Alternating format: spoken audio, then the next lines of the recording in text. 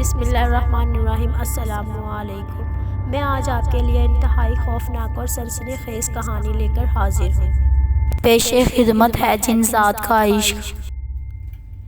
کیسی ہو، وہ اسے پوچھ رہا تھا۔ ٹھیک ہوں، اور آپ کیسے ہیں؟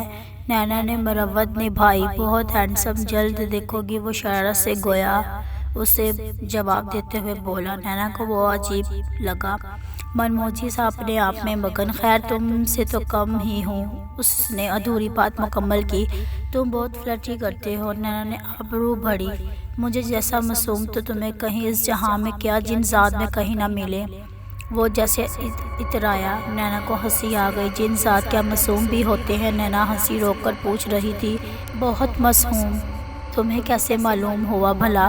جنات تو کچا چبا جاتے ہیں، نینا نے اسے اطلاع دی۔ تم کیا جنات سے ملاقات کر چکی ہو جو اتنی خبر ہے؟ وہ حیران ہوا۔ نینا کا کہکہ نکل گیا۔ اللہ نہ کرے میری ملاقات ہو، میں تو انسان سے اتنا ڈرتی ہوں، تو تم جنات سے ملاقات کرنے کی بات کرتے ہو؟ جو اس طرح کہتا ہے جنات ان کے پیچھے لگ جایا کرتے ہیں۔ اس نے قریب آ کر اس کے کان میں سرگوشی کی۔ ڈرو نہیں، نینا نے سینے پہ ہاتھ رکھ کر کہا۔ وہ دہل سی گئی۔ ڈرپوک ہو، اس نے مذاق اڑایا۔ تم تو جیسے بہت بہادر ہو نا، جنات تمہاری قوم ہے، نینا نے چڑ کر اس سے کہا۔ تم کہاں بیٹھی ہو؟ کیا پتہ ایسا ہی ہو، جس نے ڈرونے انداز میں کہا۔ نینا مسلسل ہنس رہی تھی۔ ہائے، کوئی جن ہی مل جائے، اسے کہوں گی میری آنکھیں ہی مجھے لوٹا دے، اس نے مزاحیہ انداز میں کہا۔ لو، یہ بندہ آپ کے لیے جادوئی رومال لایا تو ہے، دیکھنا یہ ضرور کام کرے گا۔ اسے جیسے بہت یقین تھا۔ انشاءاللہ، نینا نے سچے دل سے دعا کی۔ نینا کو پہلی بار وہ ایک اچھا انسان لگا۔ شاید میں اسے غلط سمجھتی ہوں، مگر یہ دل کا اچھا ہے۔ اچھے اور برے دن زندگی کا حصہ ہے، کاشان نے اسے سمجھایا۔ ہاں، صحیح کہا، اچھے دن بھی ضرور آئیں گے، نینا پر امید ہوئی۔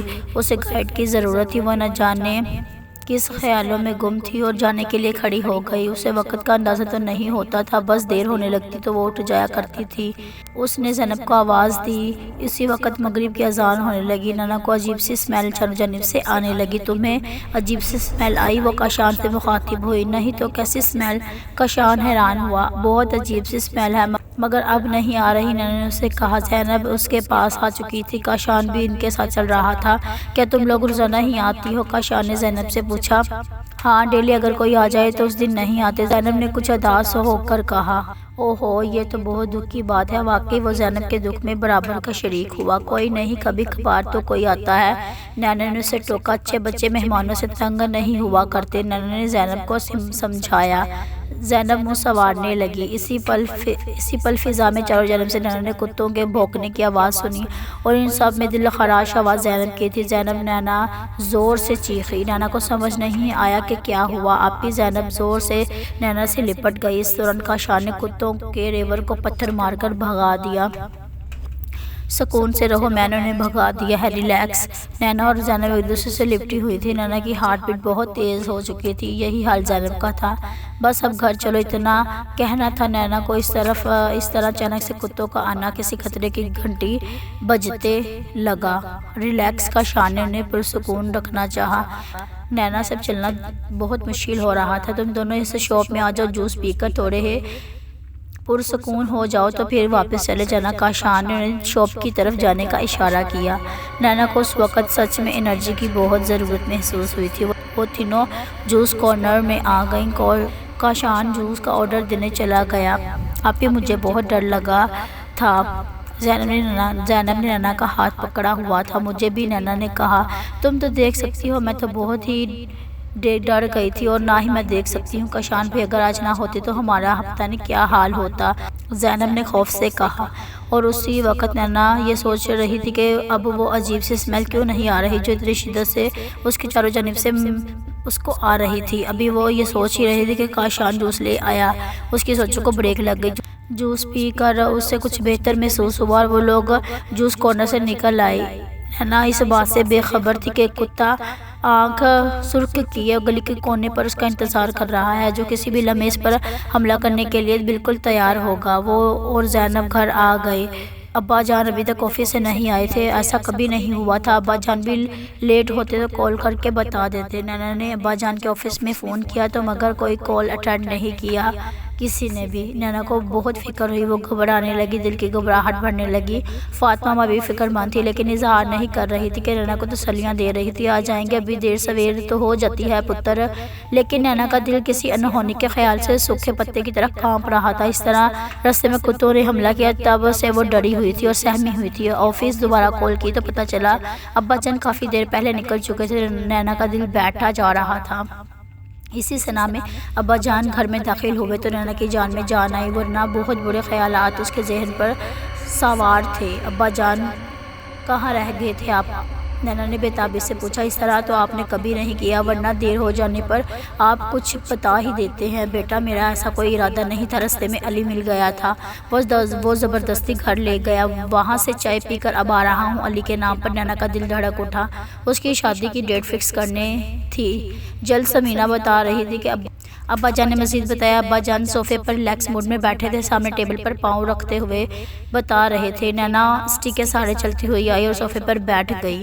جاؤ زینب ابا جان کے لیے پانی لے کر آؤ، نینا نے زینب سے کہا۔ زینب ابا جان سے بہت محبت کرتی تھی، وہ جھٹ سے پانی کا گلاس لے آئی۔ کھانا کھا کر وہ سونے کے لیے لیٹ گئی۔ آج تھکاوٹ سی تھی جسم، اس کی شادی کی خبر سن کر ٹوٹ رہا تھا۔ کاش میرے ساتھ حادثہ نہ ہوا ہوتا تو میری بینائی آج میرے پاس ہوتی اور تم میرے ہوتے، لیکن ایسا کیسے ہو سکتا ہے؟ میرے جذبوں کی تمہیں خبر نہ ہو، لیکن میرے اندھے ہونے پر تم نے فوراً منگنی کر لی اور شادی کرنے جا رہے ہو۔ نینا کی آنکھیں بھیگ گئی اور روتے روتے نہ جانے وہ کب سو گئی۔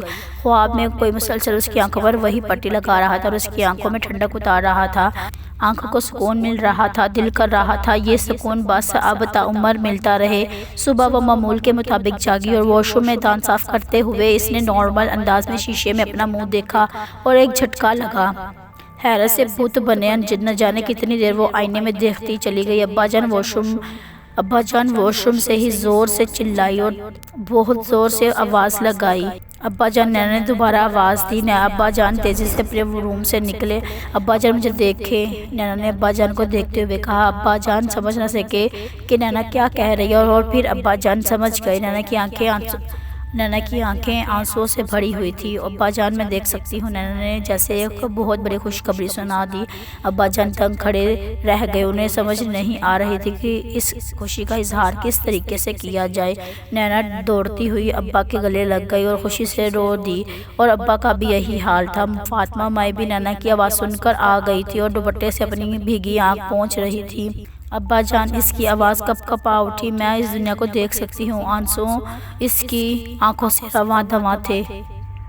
جی میرا بچہ، مجھے اللہ پاک پر بھروسہ تھا، ابا نے اسے پیار سے کہا۔ مجھے یقین تھا کہ رب العزت تمہاری ہر خواہش پوری کریں گے۔ وہ جیسے دیوانی سی ہو گئی۔ میں روشنی کو دیکھ سکتی ہوں، میں اب بنا اسٹک کے چل سکتی ہوں۔ نینا کی خوشی کی انتہا نہ رہی تھی۔ یہی حالت اس کے بابا جان کا تھا۔ اولاد کی خوشی ماں باپ کے لیے اپنی خوشی سے بڑھ کر ہوتی ہے۔ ماں باپ اپنے آپ کو بھول جاتی ہے اپنی اولاد کے آگے۔ نینا فاطمہ مائی کے پاس گئی، انہیں گھما ڈالا۔ فاطمہ مائی بھی ہنس رہی تھی۔ نینا جلدی سے روم میں گئی اور زینب کو جگایا۔ دیکھو زینب، تمہاری آپی تمہیں دیکھ سکتی ہے، تم کتنی خوبصورت ہو میری چندا۔ نینا نے آج پہلی بار زینب کو دیکھا تھا۔ نینا نے اسے گلے لگاتے ہوئے کہا۔ زینب بھی حیرت اور خوشی کے ملے جلے تاثرات سے اسے دیکھ رہی تھی۔ گھر میں یکدم عید کا سماں ہو گیا تھا، زندگی اچانک خوبصورت ہو گئی تھی۔ نینا آج سڑک پر موجود ہر چیز کو کسی اور ہی احساس میں گھر کر رہی تھی۔ 3 سال بعد یہ سب دیکھنا بہت انوکھا لگ رہا تھا۔ خوشی سے قدم رکھتی کہاں تھی اور پڑھ کہاں رہے تھے۔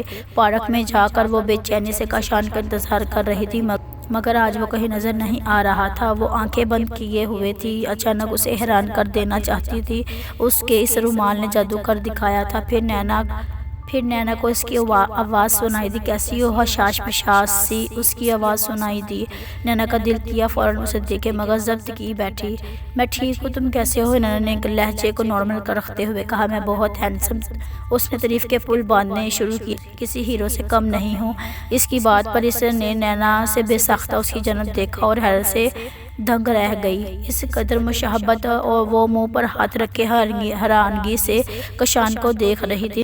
نینا حیرت میں گھری کاشان کو دیکھ رہی تھی، وہ پریشان تھی۔ اس کا ارادہ اسے حیران کرنا تھا، مگر یہاں وہ خود हैरानी के आलम में गुम थी। उसका चेहरा अली का चेहरा लग रहा था, इतनी मुशाहबत। वो हैरान थी। बस अली की आंखें छोटी थी और उसकी बड़ी खूबसूरत आंखें थी, बहुत गहरी थी, जो अपने अंदर बहुत राज रखती थी। झील से गहरी आंखें हैं, तुम देख सकती हो। काशान दिलचस्पी से देख रहा था। नैना जैसे एक जादू नगरी में गुम हो और मुस्कुरा दी। जी मैं देख सकती हूँ, एक अदा से नैना ने कहा। काशान बहुत दिलचस्पी निगाह से उसे देख रहा था। मैं देख सकती हूँ, वो इतराई। देखो आज मेरे पास स्टिक भी नहीं है। अब वो काशान को चलकर देख रही थी। उसके चेहरे पर नोके खुशी थी। वो अब खुशी से चल रही थी और शौक से देख रहा था। नैना की खुशी ही और थी। तुम्हारा शुक्रिया, कल तुमने जो मेरी आंखों पर लगाया, उसे ये सब आसान हुआ। नैना उसकी बहुत ममनून थी वो, और उसे होना भी चाहिए था। ये उस हकीम का कमाल है। काशान बोला, अगर वो मुझे पट्टी ना देता तो शायद ये सब ना होता। तुम अच्छे इंसान हो।